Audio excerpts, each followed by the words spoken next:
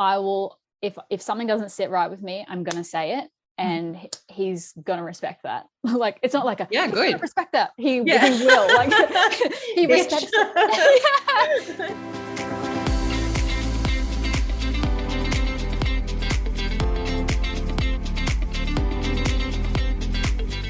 What's up, my little love buckets? Welcome back to another episode of the JD Remedy. Thank you so much for tuning in this week. I'm trying to nail that intro, guys. I'm trying to nail it. I am so effing excited for this week's episode. I have the beautiful Ashley Lopez as a guest with me today. She is a relationship coach, but today's episode is super juicy, super exciting, but more importantly, we wanted today's topic to empower you guys to speak freely about your fantasies, your sexuality, your relationships, free of judgment, and just have the confidence to blossom and be yourself in those environments. So today we talked about how cheating actually helped her relationship become stronger.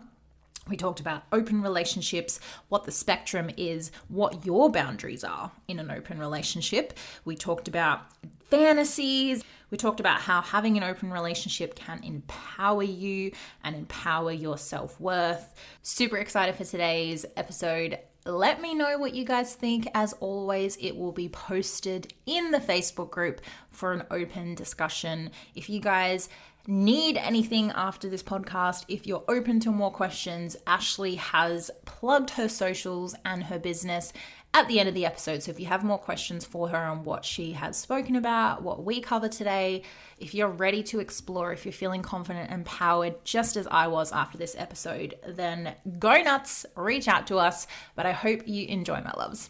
All right, Ashley, thank you so much for joining us today. How are you, babe? I'm fantastic. How are you? That's good. Yeah, really good. Thank you, honey. I'm super excited to have you on the podcast today. Tell the audience a little bit about what you do in your programs, in your coaching services, and why you're so interested to be on the podcast today. Beautiful. So I'm an NLP practitioner and I run many webinars, and one-on-one coaching is mostly what I do. So I love really taking women into connecting into themselves a little bit deeper, but I've also really naturally found clients that want to work on confidence. So I've started out with this broad spectrum of clients that I want to help, but I'm slowly leaning towards women and confidence and self-love. And I did start out with relationships because that is what propelled me into becoming a life coach. And I saw your stories, how you've made that shift into deeper relationship work. Yeah. And as soon as I saw like one of your first stories, I was like, boom, I have to reach out to this lady. It was the poll about like, what do you classify as cheating? Yes. Like the series lots of interest in that one. Yep. Yes. I was like, it was like an alarm bell in a good way went off in my head. And I was like, ding, ding, ding. Like, we have to have this conversation because it's all honestly a bit of a taboo conversation that no one wants to have. So yes, that's why I'm super excited to have you, because I think, yes, taboo, but I hope in 2022 moving forward that girls, when we say confidence and self-worth, is you feel more comfortable having these conversations and you feel more comfortable exploring this side and what it actually means to you. And there's no harm in educating yourself and just wondering what's out there and what if. And then obviously it's completely up to you guys what decisions you make and what you incorporate into your life and your relationships, but you have to talk about it first, right? So how did you personally get into this? Like, what's your personal journey been so far, and how'd you end up here? How much time you got? I guess the most recent event that catapulted me into like diving deeper into myself and into life coaching was my husband, before he was my husband, had cheated on me. And that it honestly broke me. I wasn't sure. I was so confused as someone who was so yeah, so aware of themselves. I was here, there, and everywhere. And really working through, it was a grieving process, working through that grieving process and being so shocked at what I was feeling. And then also shocked at the fact that no one had ever described what it was like to be cheated on in this way. It happens, you're upset, but I'd also been through things that were much worse than that. And my response was much more intense than those other intense experiences. So I was like, what is going on? Yeah. So it really I ended up getting a life coach myself, Luca, God bless. Oh, that's beautiful. Yeah. And we didn't work through that or my relationship specifically. It was all about me. And I was like, man, the key is working with yourself. Like that is unlocks so many doors. And so I wanted to help people, educate people, facilitate that kind of work for them as well, because it was so profound for me. That's beautiful, babe. And were you quite a confident person, either individually or in the relationship or both, before you were cheated on? Or was that kind of like the icing on the cake to just really shut yourself down? Like, what kind of person were you after that incident with your confidence and self-worth? I definitely took a huge deep dive. I actually think pre-cheating, I was definitely insecure and pretending to be confident. It was like that fake it till you make it kind of situation. I looked like I was confident, but I really wasn't. Yeah. And then the cheating, just everything was a trigger. A woman with blonde hair, seeing the name of the place that he went to, the idea of even going to like the surrounding area he was at with this girl, like it was absolutely insane. I just wanted to hide. And it's, even the other day, actually, I noticed, I saw a blonde girl, and I think I just thought I thought she was pretty personally. Doesn't mean my husband thought she was pretty, but for some reason, the blonde sparked a little like, oh, be on guard. And I was like, oh, that's weird. Why is that coming up for me again?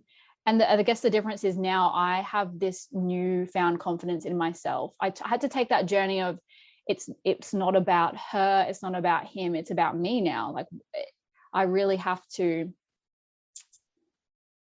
I don't know how to frame it. I really took that, I guess, deep dive into who I was and discovering, like, is this the person that I want to be? Was I, and as I say this, I'm thinking, if someone's listening who's going through this process, you can be thinking about so much that it's too much and you can overload yourself. And really the core of it was I needed to feel what I needed to feel and actually acknowledge it and validate myself, and then move through it and become who I want to be, like, or who I truly am. And then from there, discovering what I like and who I truly am, independence, then I found confidence through that.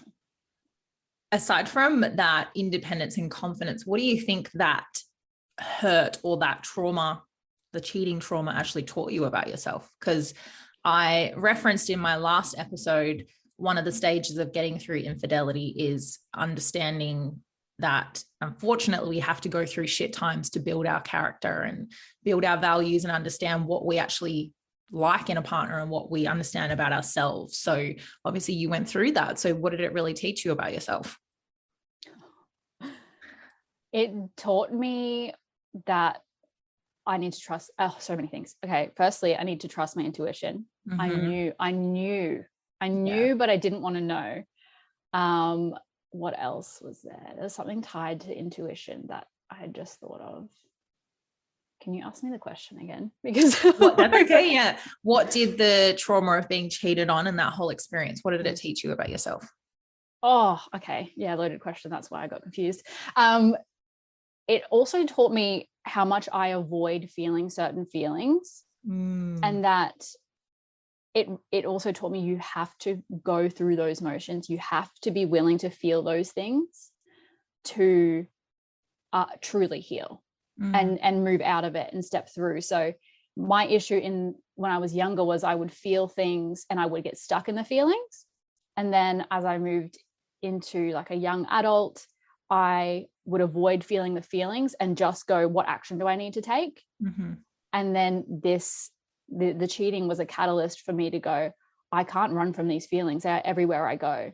If I shut off and become numb now, like I have in the past, I'm not going to enjoy life. I'm going to become depressed again. And you are experiencing, I guess, a mild feeling of depression anyway. So why would I punish myself twice? Yeah. It also taught me that I didn't prioritize myself, and it showed me the many ways that I was betraying myself. Ooh, that's deep. Some deep shit here, guys. Little life coach therapy session we got going on here. That's great. Yeah. That's amazing though. That's like super deeply profound as well, like about yourself. And obviously you guys are married now. So talk me through your personal decision to, well, I'm sure it was a mutual decision, but wanting to stay together and work through it. Did you guys break up and get back together, or how did you make that decision to get through it and stay? It didn't feel like a decision I consciously made until after we were married. So so I am the kind of person, especially in relationships, where I'm going to give it as many goes as I feel is true for me before I give up. Like I didn't want to leave my partner at the time and regret not seeing if I could trust him again, because at the end of the day, I knew from all my past experiences, if I didn't learn to trust in general, then I was never going to have a better relationship. Like, I mean, I don't want to limit myself in saying that, but the running away from him was not necessarily the solution I felt was going to help me trust again. And I almost saw it as a bit of a challenge too. If I can learn to trust him, then I'm a fucking badass. Like, a challenge. Let's go. Yeah. And if I hadn't seen like remorse from him, and just, I had no way of finding out other than him telling me. So the reason that he told me was because he wanted to get married and he wanted to, think about our future and having kids. Oh, wow. And we were on holiday and he was like, it took him a while, but he's like, I feel like we can't move forward and have a happy marriage or life unless I tell you this. Were you guys engaged at the time when he cheated? No. So he proposed after. Okay. Yeah. And so he was so super excited. We've had this conversation before where he may have proposed a bit too early, and my headspace honestly for 2 years was not in the right space. I had this almost knowing that I wanted to be with him, and I was just going to stay the course and see if that moment came up where I was like, I don't want to be with him. And it was probably, we got married last year. It was the end of last year, beginning of this year, that I was like, I've made the right decision. I finally, after 2 years of knowing, maybe a bit longer, I've finally been able to come to this position where I'm like, no, I love him and I trust him. And I really had to, it was a lot of work.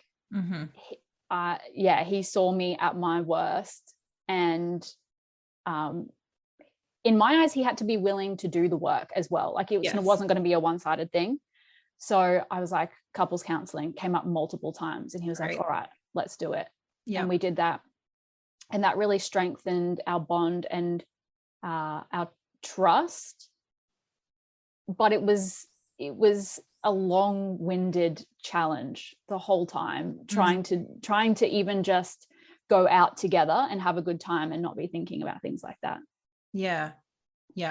So I was going to ask you, it would have taken a lot of courage and confidence and patience to say, okay, let's try and make this work after such hurt. What was the relationship like, or what is it like now after the infidelity, but choosing to make it work together and commit together? What's it been like? It the way I look at it is that whole process of, that period of cheating and me for 2 years struggling, that was a grieving the loss of the relationship that was. Right. This is like relationship 2.0, it feels like. Wow, like a rebirth. Yeah. That's amazing. Okay. So that first, our relationship was amazing. It was like, it is, but in terms of, before the cheating, it was fun. We were like carefree. He really taught me to come out of my shell. I taught him how to be compassionate. And I really didn't think that anything was wrong. He didn't think that anything was wrong. Then this happened, the cheating happened. We're in a big ball of chaos for a couple of years. And now we've come out more secure than we were before. Wow. And knowing each other on a deeper level, knowing ourselves on a deeper level. I feel, it's funny that I feel more secure now in a relationship than I did before. Wow. Why do you think that is? I think it's because we've been through something really challenging together. Yeah. And it really was a time of him proving himself. Because I always loved him and I always saw him as this fun larrikin character who could, bring up the energy. But I guess nothing had really proven to me that he's also this deep, profound human being who truly cares for me, who truly will do whatever it takes if I ask for something. And that was really proven to me. Yeah.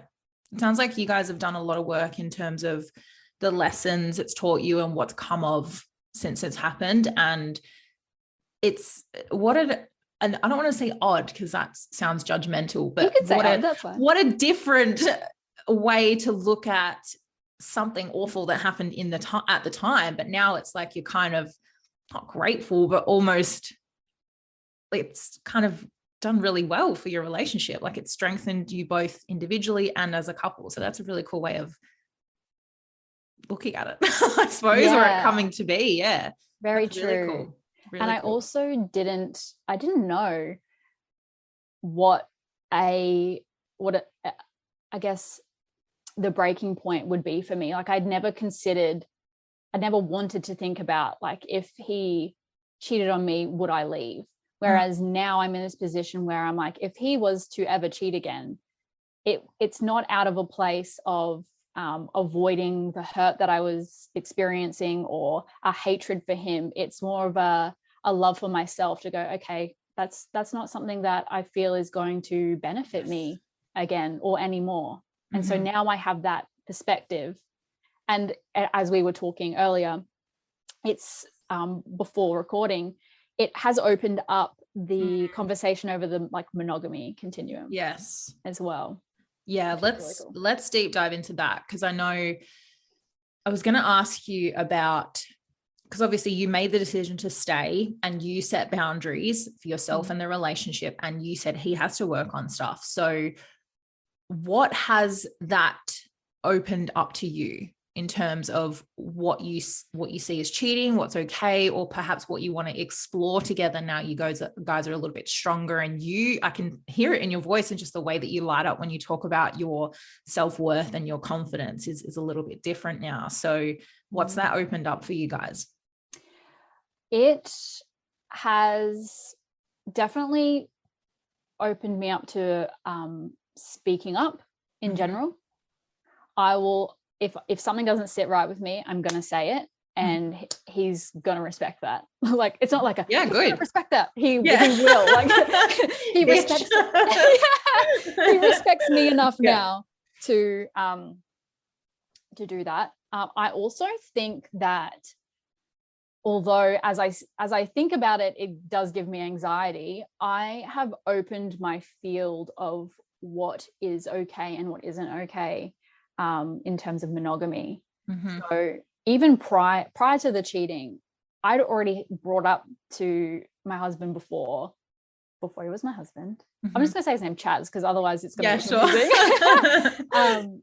I'd already brought up to him the idea of like open relationships and, you know, exploring what that's like, because I'm bisexual. So, and I've never had that experience with a woman. So I was like, oh, you know, is that something that, you know, you would be open to doing? And he was like, yeah, of course. And then, you know, he did it without you. Yeah, exactly. Did it without me. I don't mean to make a joke about your trauma, but it's like, no, I meant to be included, Chaz. Like, that's the dream. I'm supposed to have the permission slip as well. So that really stuffed things up. I feel like that took us a couple steps back, quite a few steps back, in terms of being able to even discuss having an open relationship. As soon as, you know, he had cheated, I was like, no, that's never going to happen. Now, because I can see it from a clearer perspective, I know that getting into an open relationship is actually a lot of work, and it can be a lot more work. So we're not at that point where we feel as though we want to dive into open relationships, but it's always something in the back of our minds, and we've had that conversation, so we both know where we're at. And, you know, I said this on my podcast, we talked about the monogamy continuum. You know, on the conservative side, you might think that your partner masturbating without you is cheating. And on the other end of the scale, you've got like, yeah, you can hook up with other people. That's fine. Of course, as long as it's discussed and agreed upon. And where I sit somewhere like just before the middle. I'm doing it the wrong side for you, but I sit somewhere before the middle. So I've still got that conservative nature, but I am a little more open-minded. Whereas my husband is like, he's all the way at the end. Right. Okay. He doesn't get stuck with jealousy, whereas I have always been a jealous person. So that would be something that I feel I would need to move through first and heal first. And of course, set up lots of boundaries before that could even occur. I have so many questions. So yes, go. Okay. Let me pick one. So you've got, so do you feel like you're probably in the stage where you're open to talking about what you're both okay with? So you're at the stage where you're open to discussing it and then setting boundaries together. Do you feel you're not at the stage where you're like, yes, go have fun, I want to do whatever, right? Yes. You're at completely different stages. Okay. Now, you mentioned before he cheated, you had already started having that open dialect with him about what is an open relationship. So tell me a little bit about what you guys spoke about together. And then I have more questions. Okay, beautiful. And circle back. So we honestly had the most open discussion. We were talking about, you know, what's the fears even for ourselves that would come up. So, you know, to me, I like the idea of being not me personally, but well, yes, me personally, being able to girl, let it out, let's go. Just like kiss other people or hook up with other people. That's somewhere I could see myself like drawing the line. We spoke about things that would and wouldn't be okay. Like, for instance, it can't be someone we know, or someone, you know, a friend of a friend. You know, it has to be a one-time thing. You can't add them on, you know, socials. Does he have to be there, or you're allowed to just like go on a girls' night and do your thing? Well, that's an interesting one where the line's a bit blurred for us in terms of conversation around it. So I wouldn't want to be there when he's doing that. If he was to hook up with other girls, whereas I don't think I would want him there in my mind if I was to hook up with other girls or guys, because I would just feel like I'm being watched and being like sexualized. And whilst that can be a thing for people, that's not what it's about. That's not your thing. Yeah. So there's still conversations that need to be had around things that we probably haven't even thought about. But the reason that conversation came up was I listened to a podcast called, and it's finished now, but it's still up, True Sex and Wild Love by Dr. Wednesday Martin and Whitney Miller. And one of them is like a sexologist or something around those lines. And the other lady is many things, but she was in an open relationship with a guy called Aubrey Marcus, who I don't know if you know, but he's like a wellness guru kind of person.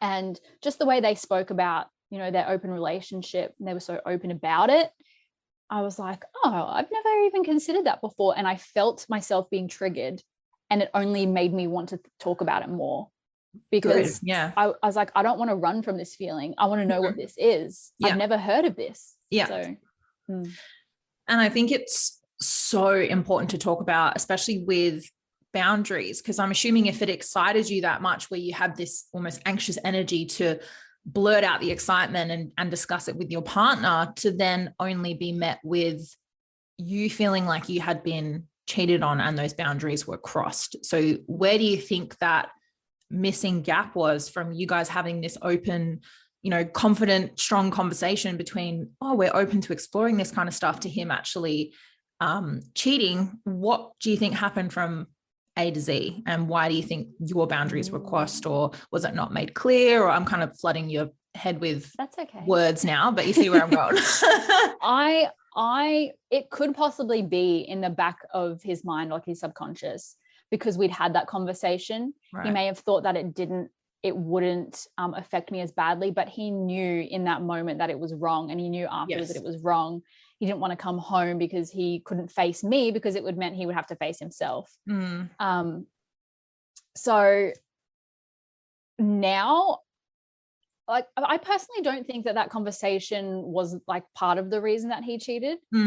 I think we both knew it was like a hypothetical situation. We love having conversations around like crazy things that may possibly never happen. That's just always been our style.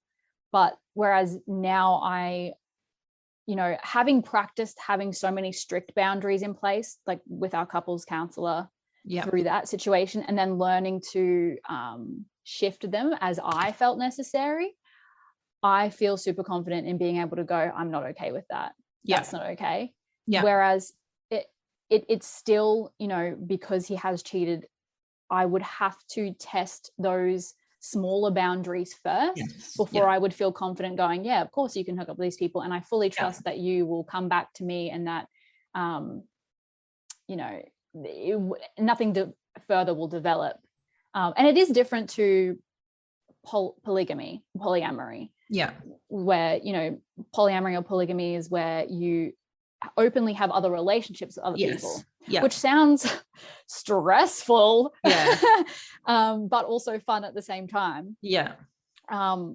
That's not something that he's willing to explore. He's like, no, like, I love you, I like, this is our life partnership. That's, whereas, you know, the hookups is something slightly different. It's a connection and it's a sexual thing. So and you've had that conversation by the sounds of it. And yes, I think what I was trying to get at is the importance of having the conversation, but setting your boundaries. You know, you keep saying to me, you know, I'm open to the idea of open relationships, but then I might say to you, well, what does an open relationship mean to you? It could mean two very different things to you and your husband, or to you and I. So for someone that's listening that has maybe always thought about exploring that kind of stuff, and maybe they have the itch that you have, how would you advise them to start that conversation with their partner? I would actually take it a step back and get clear on what it is that where you sit, and what it is that you like, what is okay with you and what isn't okay with you. You know, you'll know straight away when an idea comes up. Let's say I say, you know, having sex with your partner having sex with another person. As soon as you hear that, if you feel that like drop of dread or fear in your gut, that's a no. So listen to that first. And I've got a quiz that is free on my like Instagram bio, and it's a boundaries quiz. So cool. I'll plug that for everyone. One part of it, the first part is, what is a yes or what is a no or a yes within relationship when it comes to monogamy. So I have gone from the very conservative to very free, all the way to, you know, what I term open relationships, whereas which I term like you can hook up with other people, whatever your definition of hookup is. So you can really, first of all, discover what it is about yourself, because the more confident and clear you are on what it is that you want, the more confident and clear the conversation is going to be, regardless of how the other person reacts. Yes. My biggest piece of advice. That's actually such good advice. Like, do your own research first and see how it makes you feel. Because I think if you went to the table not confidently knowing what you want, I think the conversation might be a bit all over the place, because it's like, well, what do you think it is? Oh, I don't know. I was hoping you could tell me. And then, you know, you need to know for yourself, not what someone else is telling you is what you want to do. So that's good that you get clear on it. Yeah. And it can be a triggering conversation for the other person involved too. So if you don't have that calm mellowness coming to the conversation, if you're coming to it with anxiety or even with like too much excitement, the other person might just completely shield off, depending on what they're like as well. Is Chaz the first person you've had these thoughts about wanting to explore or include the opposite sex or anything like that? Or have you had other relationships where you've had these conversations? No. Oh my God. I would have crumbled if I even had the thought in past relationships. Yeah. Because of your confidence or the partner? Both, I would say. Okay. Yeah, definitely confidence. That was like a yes for me. With the other partners, I think I felt so unaware of myself, so like asleep that wouldn't have even that's interesting. Do you think, one of my big questions is, and I'll tell you about my experiences as well, is do you think there's a difference between having a quote unquote fantasy with your partner as opposed to actually watching or knowing the act took place, and where those boundaries and maybe blurred lines take account as well? And to make that make sense, I'll tell you about my experience with my ex.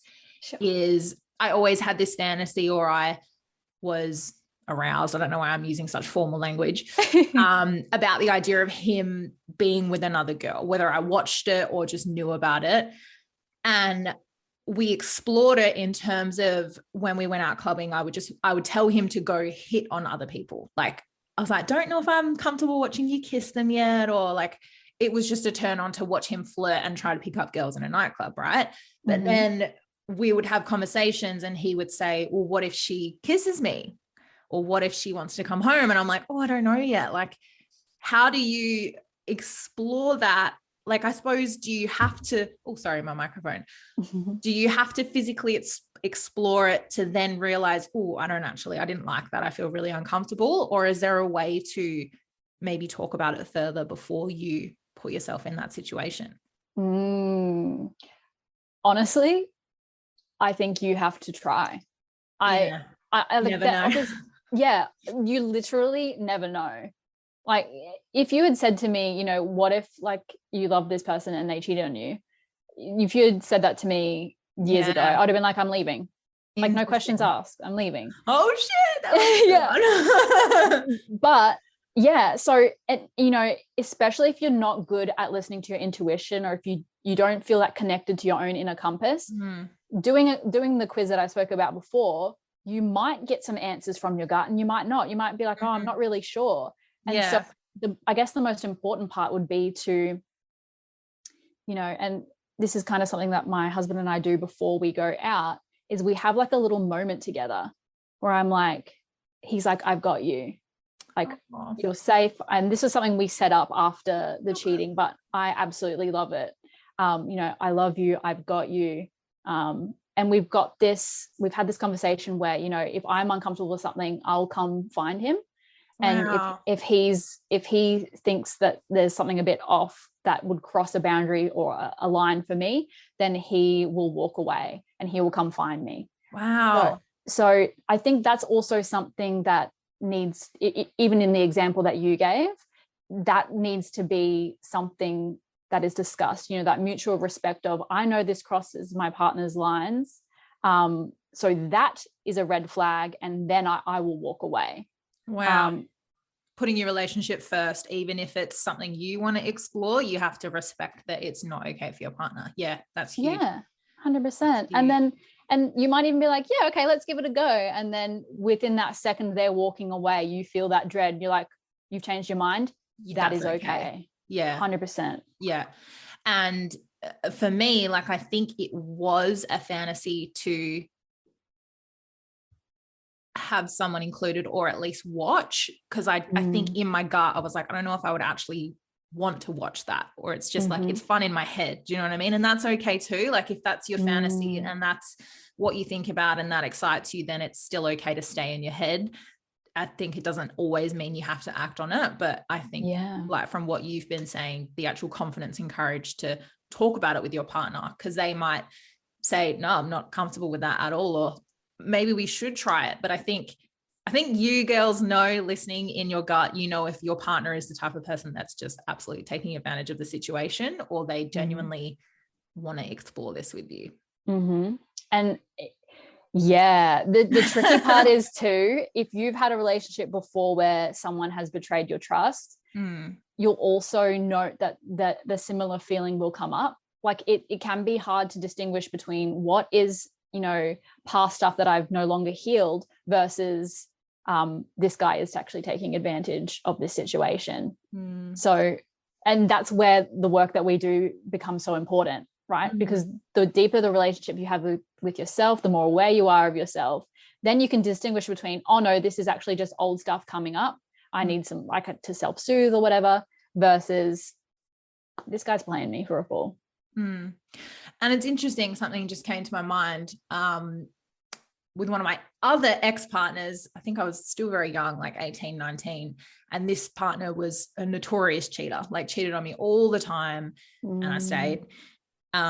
But we had also had a lot of experiences together where we had other women with us, other men, like that was, we just were involved in that. And I think because I was so young and my self-worth was so low and I didn't trust him, I think in the back of my mind, you either go, I want to be this cool girlfriend that he will stay with no matter what, because I allow this to happen in front of me, or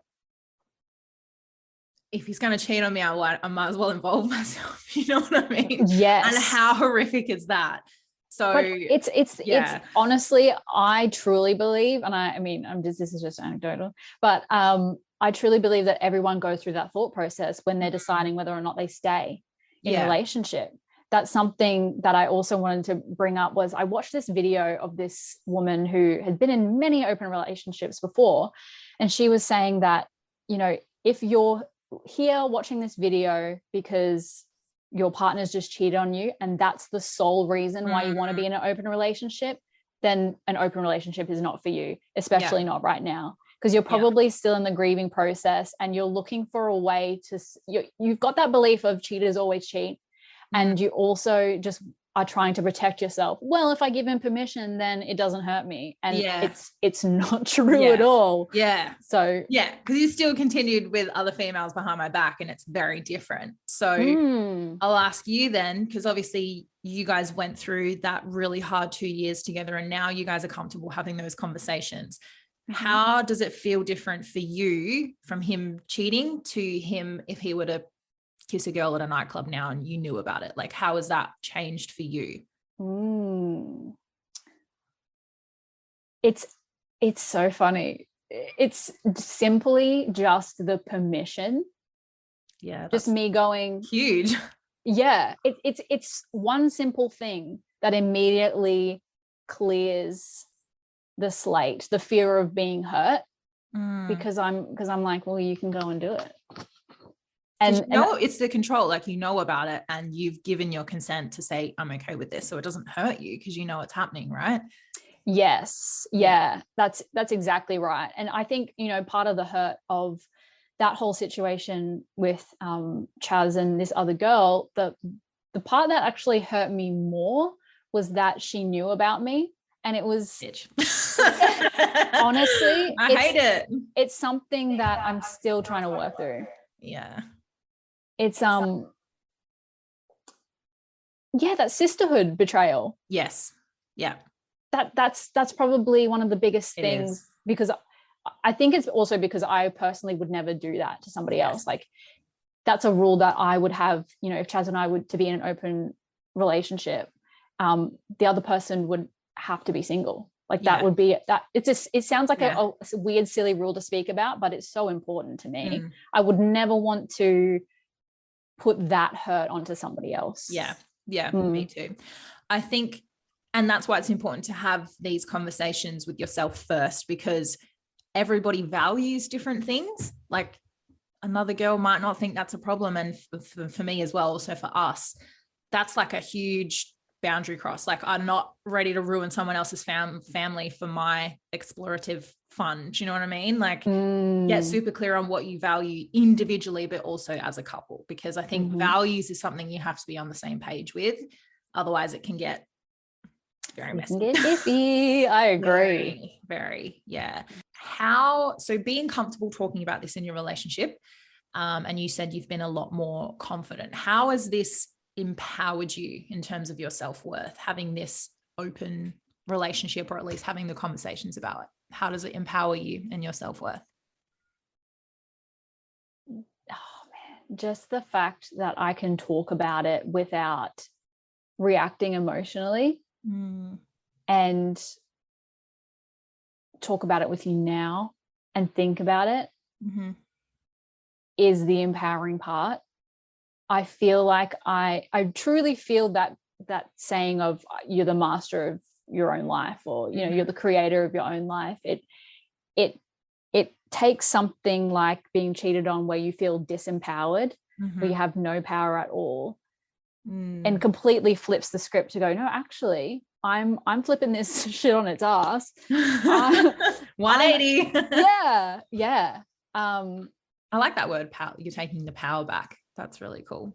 Yeah. It really is, you know, that victim mindset, which there can be a bit of judgment around that word, at least from myself, but that's where you're at. You're in a victim mindset. You're fixed. This shit happens to me, and there's nothing I can do about it. And then, you know, flipping the script to, okay, what can I actually do about it? What can I do about it for me? Yes. And yeah, really prioritizing myself and what feels good for me, instead of, and I guess that's also part of, you know, the family dynamic I felt as though I grew up in, was the women were always people pleasers. And it came to this point after the cheating where I was like, am I going to live my life like that? Am I going to, you know, do what my parents did or what my grandparents did? Do I want that life for myself? And that thought broke me. I was like, that's the most, they're great people, but that's the most hurtful thing to choose that for myself. And so I was like, that's it. It's like I put my boots on. I put my fucking boots on. I was like, let's get to work. Let's do this. Get shit done, boots. We're making change. I refuse to live like that. Wow. That's super empowering. I just like feel ready to get up and put my boots on. That is amazing though. I love that. And for people that want to know more about you and what you do, and perhaps have this conversation with you from your personal experience, where can they find you? You can find me on Instagram at Ashley Lopez Coaching, or you can just type in Ash Lopez Life Coach, and you'll find me on Instagram. And then in my bio, you'll find plenty of free stuff, like that boundaries quiz that we talked about earlier. If you want to get clear on that. I did it myself, even though I've already done it. I was like, because your opinion could change, you never know. That's like, you got to do it regularly. I like that advice too. It changes month by month. What spicy stuff do I want to do this month? It's Christmas. Why not? The festive season. Let's share. Amazing. Oh, I love that. I love that. Sharing's caring. Beautiful, babe. Thank you so much for coming on the show today. I know this has been a very insightful conversation and empowering for me as well. And I hope for all the girls listening, if you were thinking about it, if you're feeling a little spicy and you want to have that open conversation, I hope today has really empowered you guys to have less judgment around the topic, because a part of your self-worth and a part of your confidence is sexual. It's your body. It's what do you love? What do you deserve to explore in a safe, free, judgment-free zone? So hopefully today has empowered you guys to do that. And yeah, thank you so much for coming on the show today, babe. Thank you for having me. Can I just commend you also for being so open about your experiences? Of I think course. I think that's so important, because the only time we hear about or see those experiences are on TV, and so it feels like it is a fantasy, like it's not real. And how would we ever do that? There's no real life examples. So thank you for doing that. No, you're so welcome. And a big part of the reason I started this podcast is just to be hugely authentic and raw, because in doing so, we give the girls permission to do so as well. So I'm hoping today is such an empowering session to just, go live your best life. Yeah. Spread your wings, girlfriend. So do whatever makes you powerful. But thank you again so much, honey. It was a pleasure. My pleasure.